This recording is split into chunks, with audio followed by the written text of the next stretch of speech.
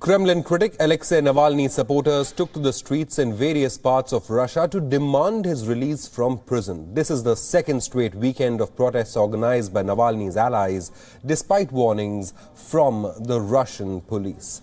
A rally was organized in the eastern city of Vladivostok, where police prevented protesters from accessing the city center.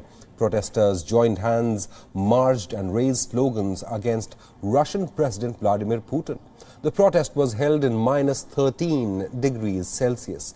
Demonstrators in Tomsk gathered in front of a concert hall and chanted, "Let him go."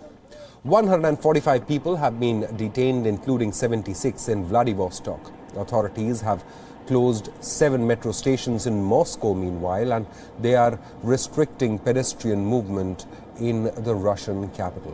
Rallies are also planned in Moscow. Police in Russia took to social media and issued warnings against people from participating in these rallies. However, people in Russia took to the streets despite a stern warning from the Russian authorities against participating in the demonstrations. A number of Navalny's associates and journalists have been put under detention. Police set up barricades and conducted exercises in cities across Russia where protests are expected to take place.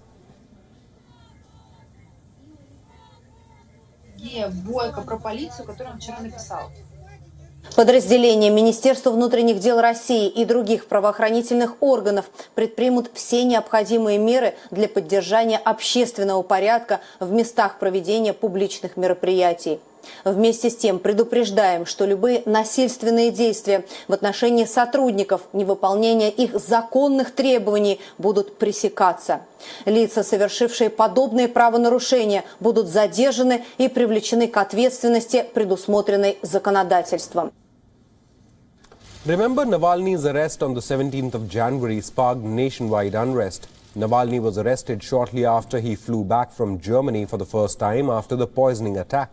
Police conducted a series of raids at apartments and offices of Navalny's family, associates and his anti-corruption organizations. Navalny's brother and other top aides have been put under a 2-month house arrest.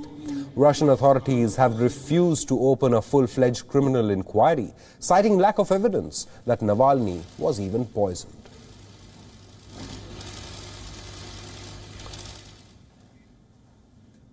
For more on this, we are now being joined by Stuart Smith, who's joining us from Moscow. Stuart, we just saw how Russian authorities advise people not to participate in these protests, but we are once again seeing for the second weekend running, hundreds of people are out on the streets in Vladivostok and other cities.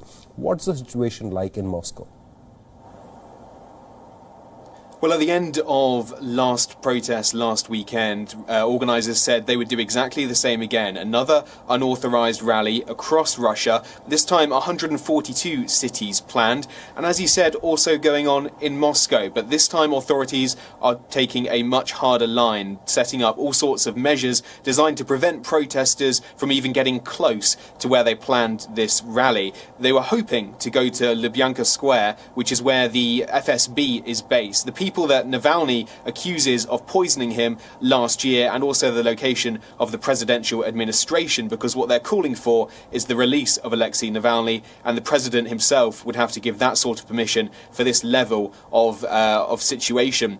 However, police in Moscow have blocked off roads surrounding the main city centre in a huge area, which is now currently being blocked off. Pedestrians are still, we understand, able to get into the area, but later, around 12 noon Moscow time, we're going to see whether police will even let people into that area at all.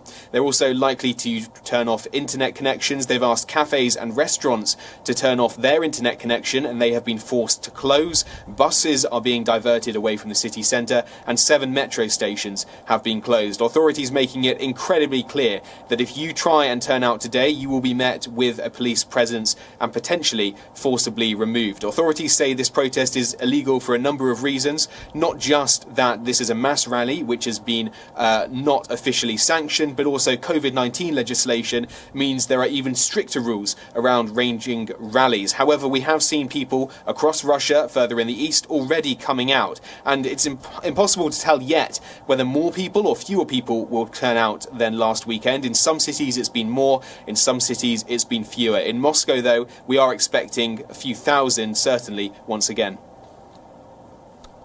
Stuart, this is some of the largest protests that Russia has seen in years, and one of the biggest challenges that Vladimir Putin is facing in years. So obviously the Russian authority is cracking down on protesters and allies of Alexei Navalny, like we just told our viewers as well. His brother was detained. Some of his allies and brother have been put under house arrest. So Russia suddenly doesn't want anyone to take leadership of these protests. What is the situation likely going to be as far as his brother and allies are concerned? Any hope of them being released sooner?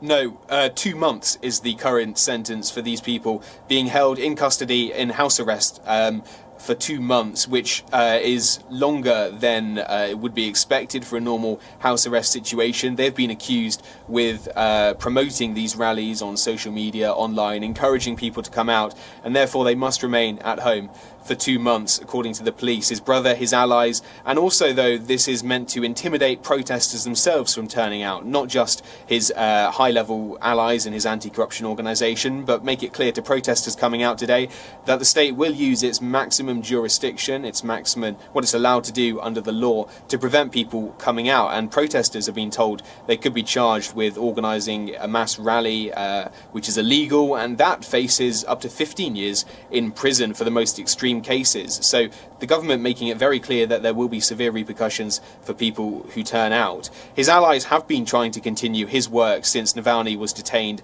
2 weeks ago at Vnukovo airport in Moscow, but this is making their lives harder. There are rules against trying to promote protests which are illegal on social media, and clearly authorities are drawing a line under this and saying you cannot do it. If you do, you will be arrested. Stuart, one final question to you. Alexei Navalny, before landing in Russia, created quite a storm when he released a video saying that a multi-billion-dollar villa in the south of Russia is owned by Russian President Vladimir Putin. But there's a twist in that tale, isn't it? One of Putin's allies have now come forward and said that it's he who owns that villa and not Russian President Vladimir Putin. Any reaction from Team Navalny on that? This is one of the reasons that people were inspired to come out. There are general charges of corruption in the Russian government, but this was a specific example which Alexei Navalny's team managed to create a video on, which reached over 100 million views and has sparked a conversation even on state media about this palace, exactly the thing the Kremlin would rather avoid having to even talk about. President Putin has addressed those concerns directly, saying this was not related to him or his family, but indeed now one of President Putin's close friends, a judo sparring partner from decades ago, a longtime friend of President Putin, has come out and said this was his villa and he's responsible for it. But there isn't any evidence to show that he is the true owner, no documents produced, currently only his word. And President Putin has also commented on these protests, saying that everyone has the right to express their opinions, but it's not only counterproductive but dangerous when people do so against the law.